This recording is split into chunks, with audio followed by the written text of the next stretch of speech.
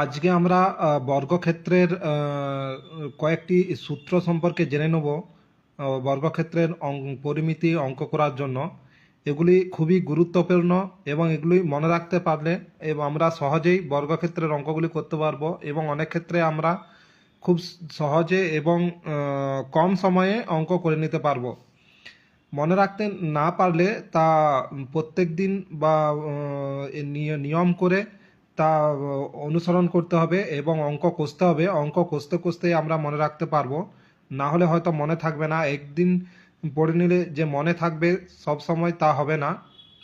আমাদের প্র্যাকটিস করে যেতে হবে এবং প্র্যাকটিস করতে করতে আমাদের মাথার মধ্যে তা চলে আসবে এবং কোনো অঙ্ক করার সময় আমাদের মনে তা চলে আসবে যে কোন সূত্রটি আমাদের প্রয়োগ করতে হবে।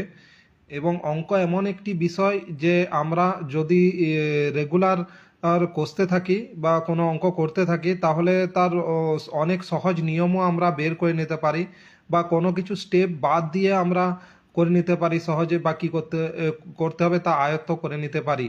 এবং কোনো পরীক্ষার ক্ষেত্রে বা কোনো সরকারি চাকরি বা যে কোনো চাকরির পরীক্ষার ক্ষেত্রে অঙ্ক করতে গেলে তা আমাদেরকে খুব সহজ নিয়মে এবং কম সময়ের মধ্যে অঙ্ক করে নিতে হয়। তাই আমাদেরকে কিছু সূত্র মনে রাখা প্রয়োজন এবং এবং তা মনে রাখতে পারবো আমরা তখনই যখন আমরা তা প্রত্যেক দিন বা এক নিয়ম করে অনুসরণ করতে থাকবো। যেমন এখানে বর্গক্ষেত্রের কয়েকটি সূত্র আমি বলতে যাচ্ছি। যেমন বর্গক্ষেত্রের পরিসীমা যদি নির্ণয় করতে হয় তাহলে তার পরিসীমা হবে 4 × বাহু বা 4 × বাহু 4, এবং তার বাহু কত, বাহু গুণ করলেই তার আমরা পরিসীমা পেয়ে যাব। পরিসীমা মানে তার চারিদিকটার কতটা দৈর্ঘ্য।